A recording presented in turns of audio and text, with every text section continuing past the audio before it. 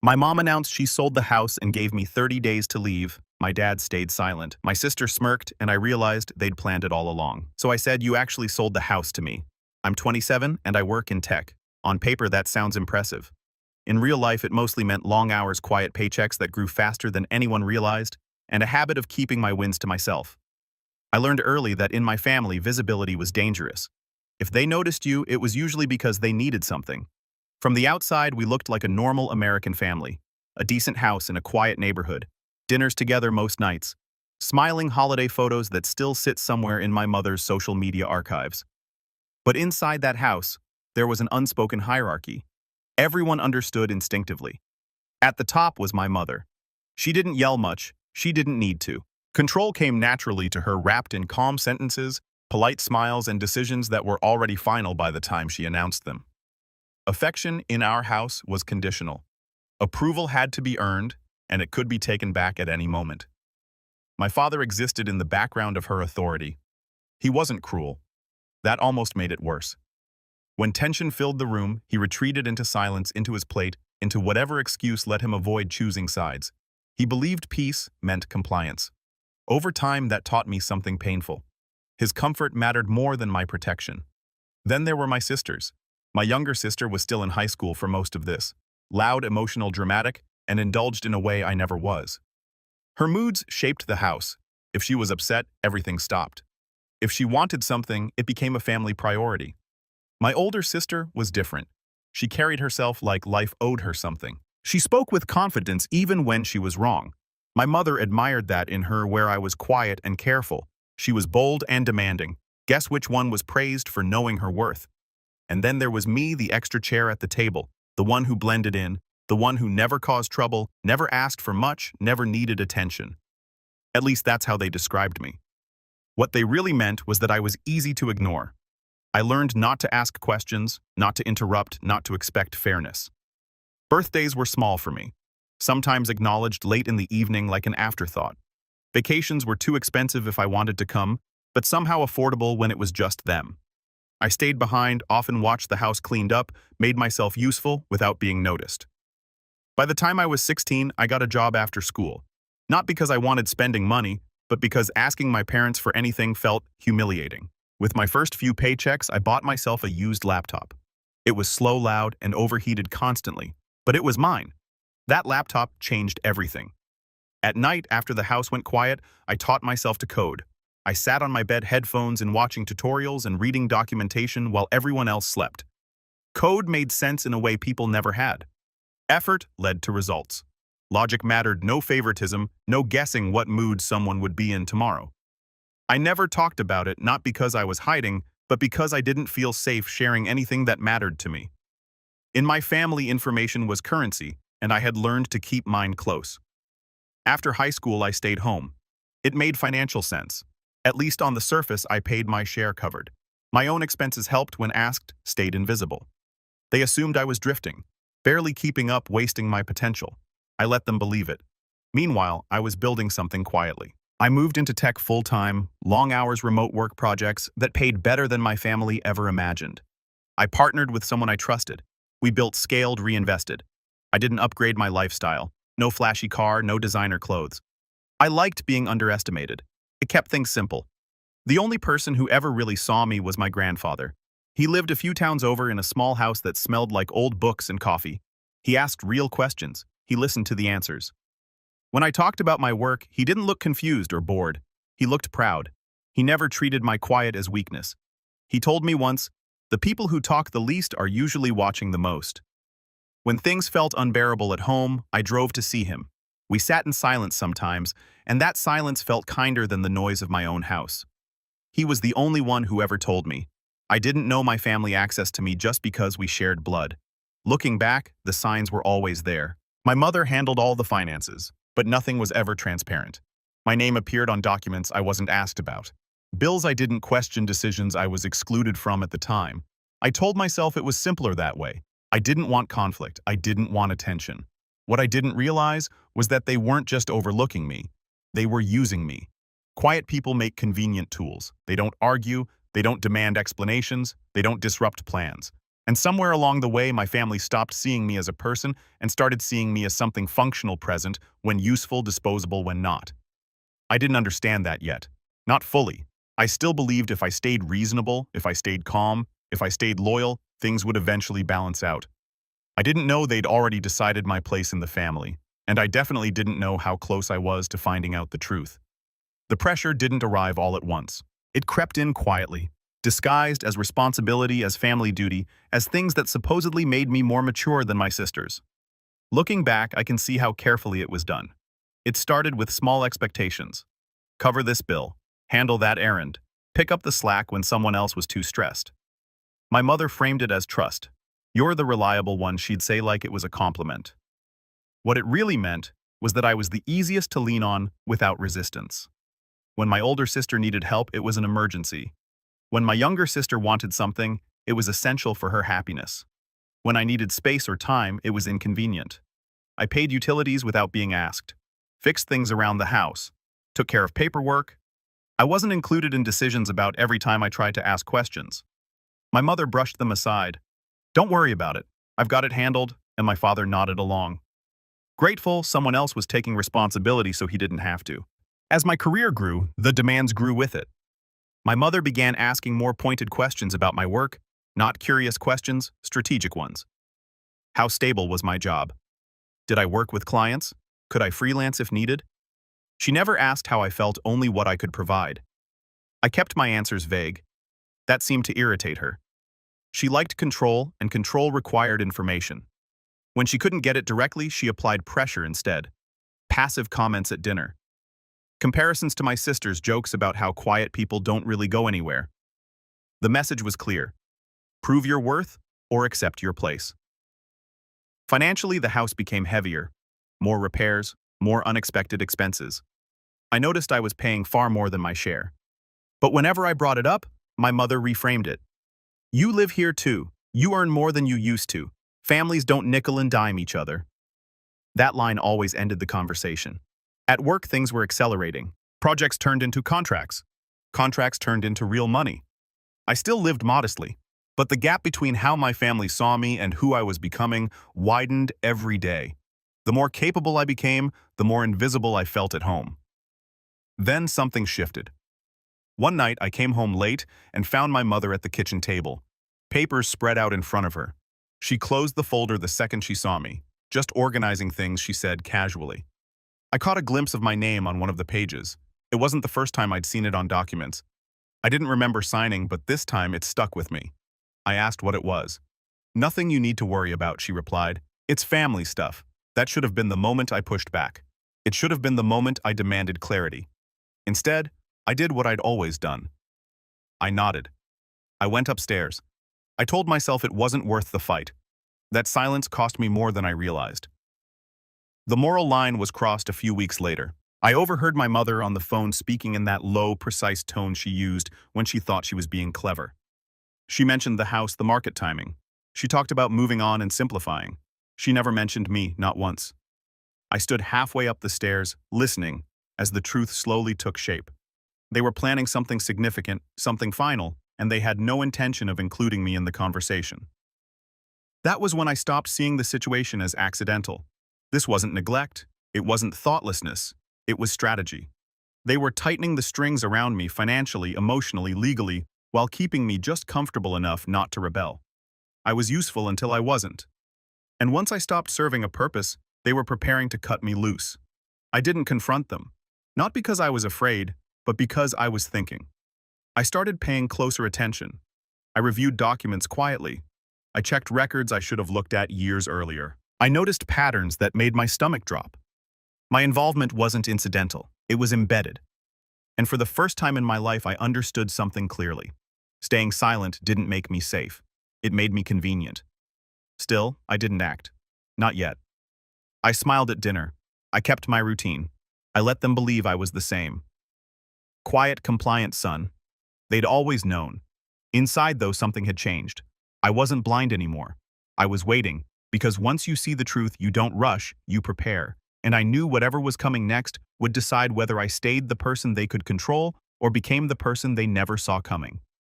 The breaking point didn't come in the form of a screaming match or a dramatic betrayal. It came quietly the way my family always did their damage. Calm, deliberate, and impossible to walk back.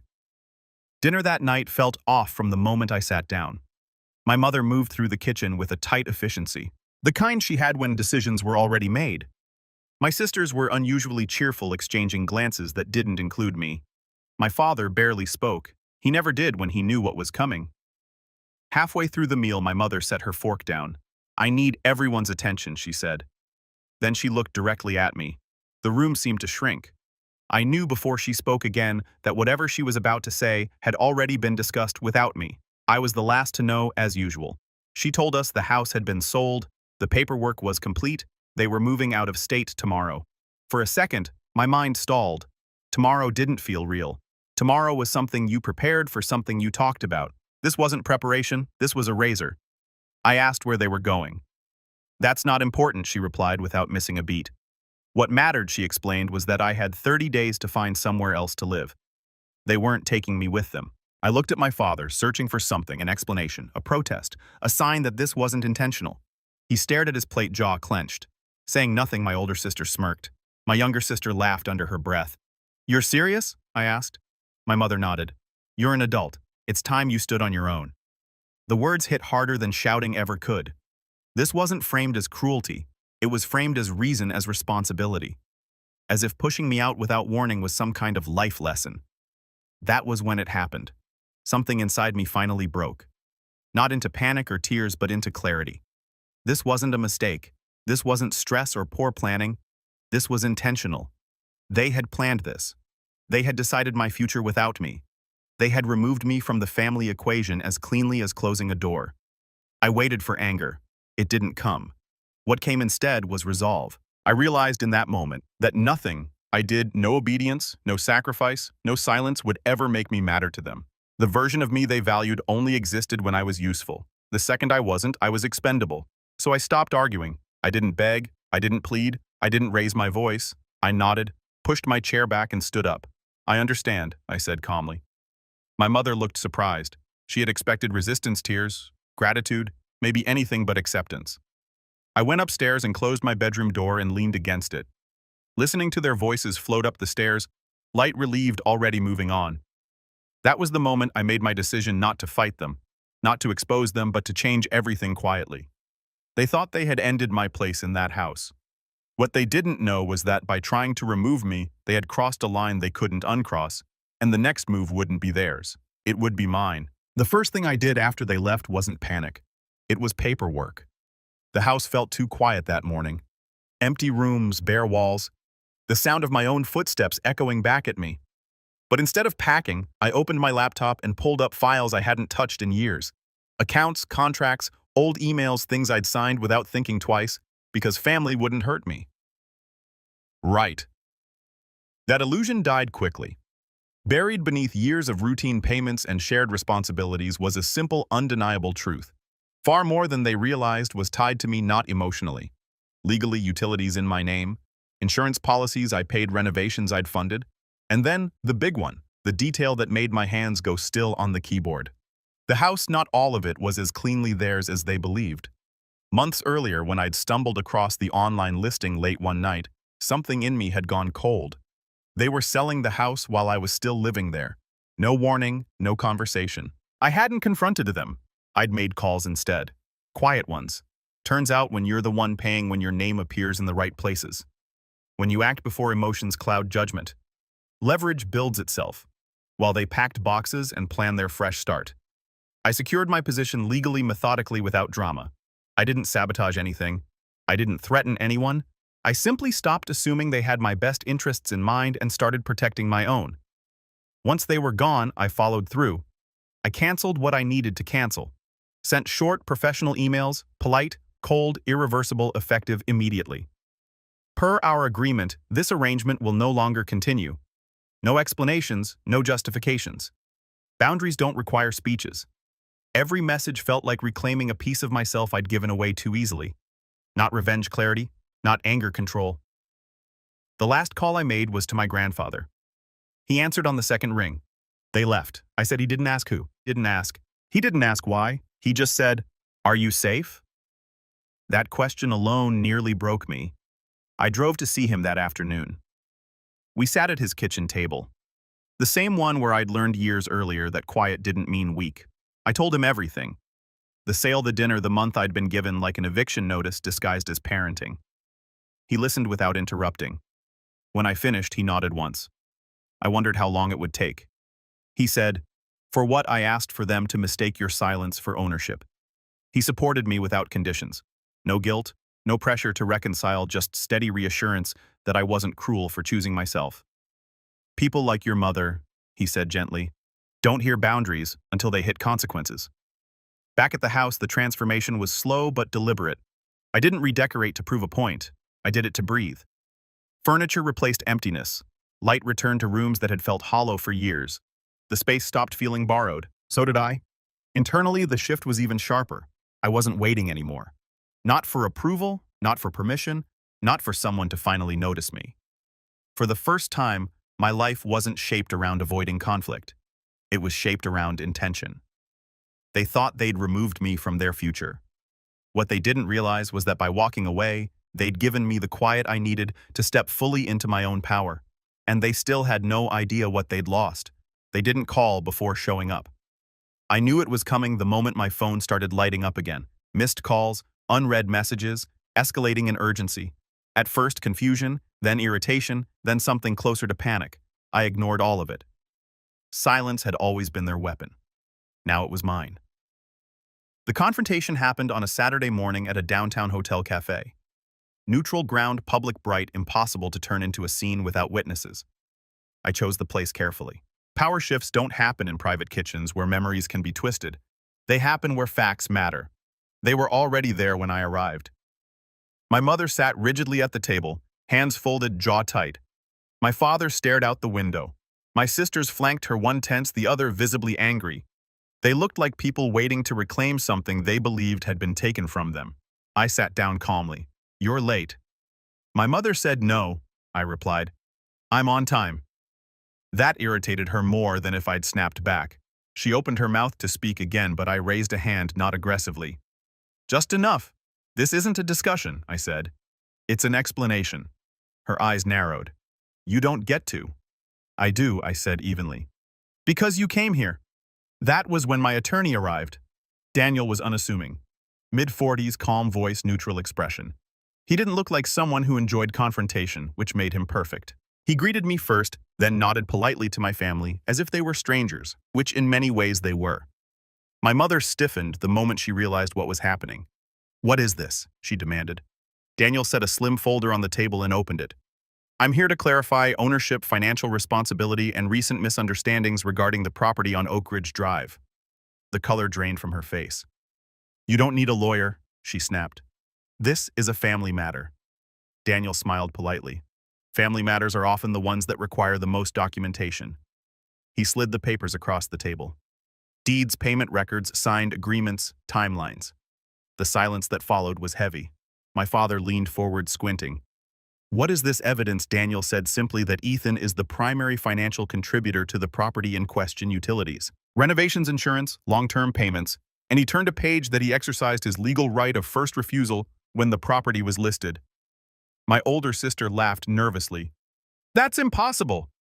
"It's not," Daniel replied. "It's finalized." My mother stood up so fast her chair scraped loudly against the floor, heads turned at nearby tables. "You let us sell our house to you," she hissed. I met her eyes. "You sold it without telling me." "I bought it without telling you." Her mouth opened, closed, opened again. "That's deceitful." "No," I said. "That's legal." My father rubbed his face with both hands. "Why wouldn't you tell us?" I answered honestly. "Because you didn't ask. You didn't include me in any decisions. You didn't warn me. You didn't think I mattered." My younger sister jumped in. "If you had money, you should have helped us. We're struggling now." "The new place. You didn't struggle when you laughed at me." I said, my voice calm but firm. "You didn't struggle when you gave me 30 days to disappear." My mother's tone shifted, softening, recalibrating. "Ethan, listen. Things got out of hand. We didn't realize. You didn't realize what I asked, that I was capable, that I was paying attention, or that actions have consequences." She reached for my hand. I pulled it back. Daniel cleared his throat. To be clear, my client is not obligated to provide financial support. Any future contact regarding the property or finances should go through me. My mother looked at him like he was an intruder. We're his parents. Daniel nodded, and he's an adult. That landed harder than any insult. The cafe felt smaller now. My family started turning on each other. Quiet accusations, whispered blame. My older sister glared at my mother. My younger sister stared at the floor. My father looked tired, older than I'd ever seen him. I stood up. "This is where it ends," I said. My mother looked up sharply. "You can't just cut us off. I'm not cutting you off, you." I said, "I'm stepping away. That's the same thing." "No," I replied. "Cutting someone off is punishment. This is a boundary." I looked at each of them. "I spent my whole life trying to earn a place you never intended to give me. I'm done shrinking to fit your comfort." My father finally met my eyes. "We're still family." I nodded. "You're people I'm related to. That's not the same thing." I turned to leave. "This isn't over," my mother said behind me. I paused at the door, just long enough to look back. "For you, maybe." I said, "For me it is." I walked out into the sunlight, my shoulders lighter than they'd ever been. For the first time, I wasn't walking away in shame. I was walking forward with clarity, control, and a life that finally belonged to me. The fallout didn't explode the way movies make it seem. There were no dramatic apologies, no sudden transformations. Consequences rarely arrive with fireworks. They arrive quietly, and they stay. My parents struggled not catastrophically, but uncomfortably. The kind of struggle that forces reflection bills, that required planning choices that couldn't be deferred. For the first time, they had to face a life without my quiet support, holding things together behind the scenes. My grandfather was the only constant. I made sure he was protected legally, financially, and emotionally. Nothing would touch him. That was non-negotiable. He never asked for anything. But he deserved everything I could give. When he smiled and told me he slept better knowing I was finally free, I knew I'd made the right choice. As for me, healing didn't happen overnight. It happened in small, steady ways, mornings without dread, evenings without tension. Celebrating my birthday without waiting to be remembered, hosting friends in a house that finally felt like mine. Not because I owned it, but because I belonged in it. Work continued. Life expanded. I stopped explaining myself. I learned something important in the quiet that followed. Walking away wasn't revenge. Revenge still keeps you tethered to the people who hurt you. What I chose was distance. Distance creates perspective. Perspective creates freedom. Family isn't defined by obligation or bloodlines. It's defined by respect. And respect doesn't require you to disappear, so others can feel comfortable. The moment I stopped begging for a place at their table was the moment I built my own.